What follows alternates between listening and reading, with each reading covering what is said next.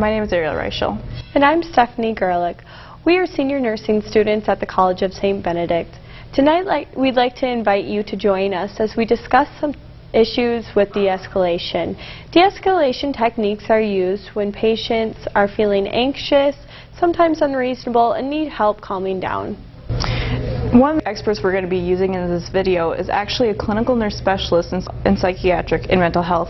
Her name is Lindsay Anderson. Although she is also a clinical nurse specialist in Wilmer, she is also a practicing instructor at the College of St. Benedict, where she teaches on the mental health and how we can, and also de-escalation situations.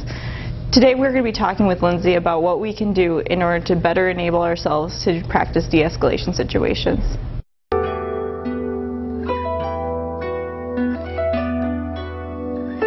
I'd say that us as providers, practitioners, healthcare associates, helpers, staff, whatever the case may be, we work with individuals on a daily basis who may or may not experience various levels of anxiety, which may present as agitation, frustrations, nervousness, a variety of presentations. The problem that we see often is that our reaction to those situations plays a major role in how those situations unfold. So if somebody that we're working with presents as being very anxious and we start to feel anxiety and start to respond with kind of anxiety-ridden or anxiety-provoked responses, that can tend to escalate situations very, very quickly. So as opposed to calming a situation down, we sometimes have the potential to increase the anxiety or agitation in various situations.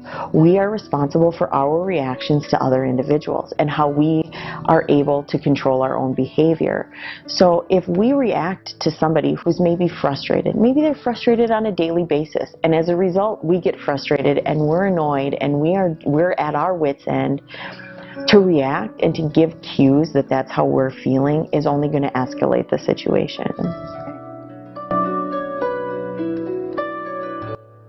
There is an anxiety continuum. People tend to have very mild or maybe insignificant anxiety up to the highest level of anxiety, which we would probably classify as panic, with some moderate and severe anxiety within that kind of spectrum.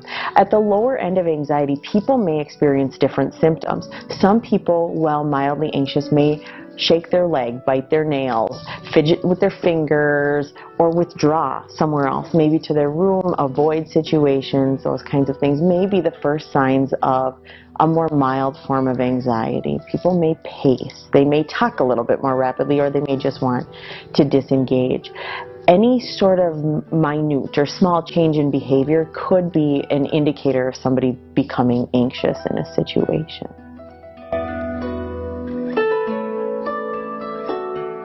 So if somebody is maybe moving from more of a minor, very mild stage of anxiety and going up to more of a moderate stage of anxiety, you may see a greater escalation in their behavior. So maybe increase in the volume or tone of their speech.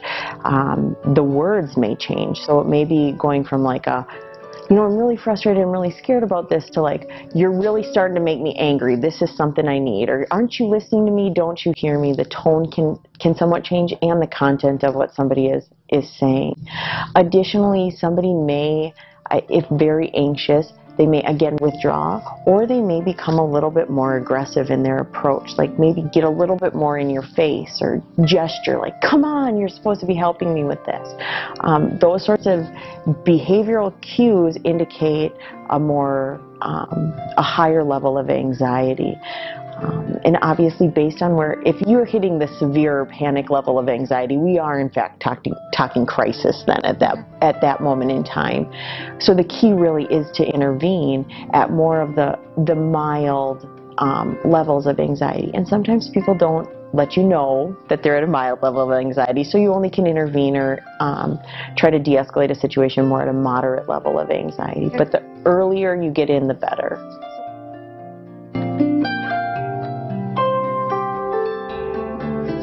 Mild or kind of very minimal level of anxiety, just offering different distractions. Distraction tends to be very helpful for people.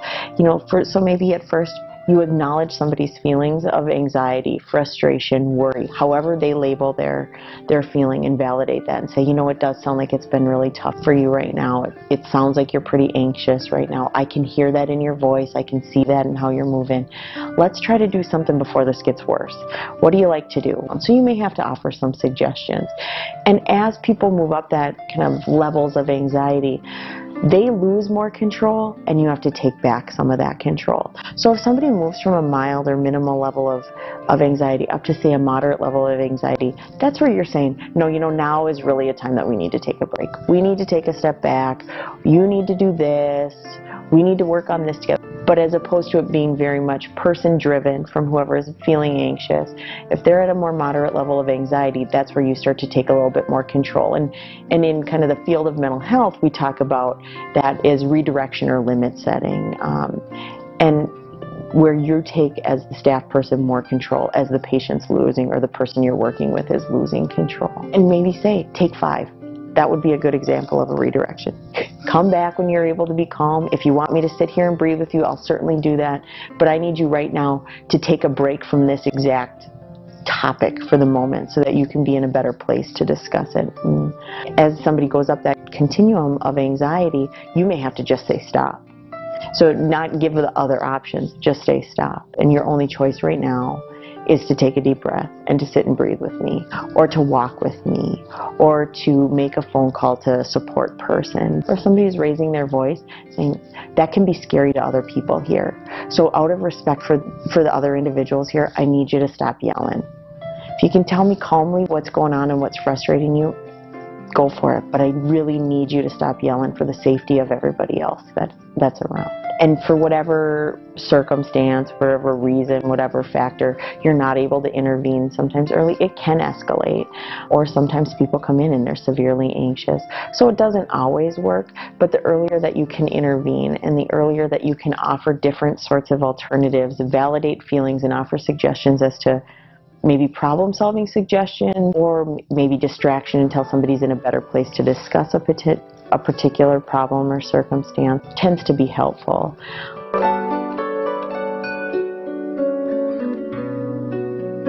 One of the things that I think in situations that I've been in which maybe it hasn't gone so positively, people tend to feel not listened to or not validated.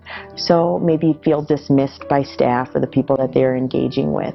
Those types of reactions by staff tend to escalate situations. So for example, if somebody comes and they start talking to you and they comment about how frustrated they are and you accidentally roll your eyes, it is a huge trigger for people. Or if you say, yeah, we'll get to it later, and fail to validate how somebody's feeling at that moment, that tends to escalate things. So our reaction to situations definitely does play a major role in whether or not something, escalates or de-escalates. In terms of body language, keeping an open sort of posture, not crossing your arms or making dismissive hand gestures. Or if you're saying, sometimes clients, individuals interrupt us. They come and they get us at kind of a bad time, and motioning to whatever you're working on, or not making eye contact, avoiding looking at somebody, addressing their concerns. That, in terms of our body language, can be very telling to an individual. That immediately tells the person they're not very interested. So turning around, facing the individual, making eye contact, any number of those things will at least make the person, or can help make the person feel as though you're actually listening and engaged to what their concern is at the moment. In terms of how you speak to somebody, it is very easy for individuals to pick up on annoyance versus being like, Ariel, I hear right now that you are really frustrated or that you are really anxious. I have to finish this phone call, or I have to get this filed. I will be with you in 2 minutes or 5 minutes or 10 minutes. Is there anything right now, though, that I can help you with? That type of voice and tone and language is much more calming and at least reduces the risk for continuing to escalate the situation. I know it seems silly because we say it all the time, very cliche. Take a deep breath. Slow yourself down, because what happens when we are in a situation where we feel somewhat attacked or under pressure or frustrated, our our vital signs tend to increase. Our blood pressure goes up, our heart starts beating a little bit faster. We are like on edge, ready to go in the moment. And by taking a deep breath, it actually, on a physiological level, calms our bodies down. So taking a deep breath, maybe 2, maybe 5, and saying, you know what, I hear you now. It puts our bodies in a better position and in a better framework to be able to stay more calm. Those couple of moments to take the deep breaths in those couple of moments also slows us down. It gives us a moment, whether it be 10 seconds, 30 seconds, or a minute. It gives us those moments to calm ourselves and to think through, what can I say in this moment that isn't going to make it worse? Because moral of the story, sometimes that's our only goal, is to not make it worse. It might not be to fix it at that moment. It may simply to be, how can I make it so that this doesn't continue to grow and escalate and potentially explode. That's one way to take, you can take a deep breath very silently and maybe calmly and say, and you may include the client or the person you're working with in that deep breath, and to just immediately, your instinct to be like, it sounds like you're pretty frustrated right now. Let's take a couple of deep breaths together. Let's just get in a better spot. That's totally A-okay. Those kinds of things help people to feel like you're on the same page with them. You're in the moment with them. You're going to help them through it. We're going to figure out a solution to whatever problem may be at hand. Maybe it's a catastrophe. Maybe it's something as minute as paper cut, but you've had a terrible day, and so based on everything else that's going on, it seems like the end of the world.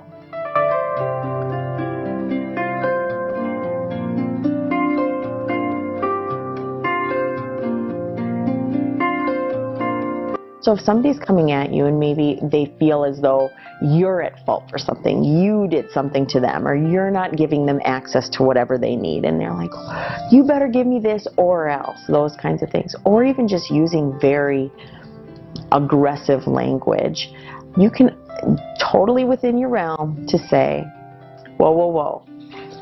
I can barely hear you right now because all I'm hearing is threats coming at me. And it's really hard for me right now to help somebody who I feel is attacking me or who I feel is threatening me. Those kind of I feel statements tend to be more about you as an individual as opposed to the individual that you're working with. So as opposed to saying like, you are threatening me right now, you need to stop it, to say, I'm feeling threatened right now, I need you to take a little bit of a break, or I need to step back so that I'm feeling less threatened. Those are all very appropriate reactions to those situations in which you may feel as though somebody's going to be attacking you or threatening you. Additionally, setting a limit on that and saying, I need you to use a softer tone of voice. I need you to be a little less aggressive. I need you to be calm. Before we can talk about this is a completely appropriate limit to set on an individual. If they continue to yell, scream, argue, try to engage, perfectly acceptable to say, I'm going to walk away now until you're able to be calm. Please come find me when you're calm. And what I mean by calm is that you're taking deep breaths and your language and your body is a little bit less aggressive towards me.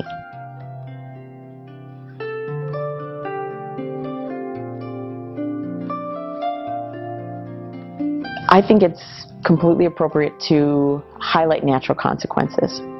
I can't help you if you're yelling at me.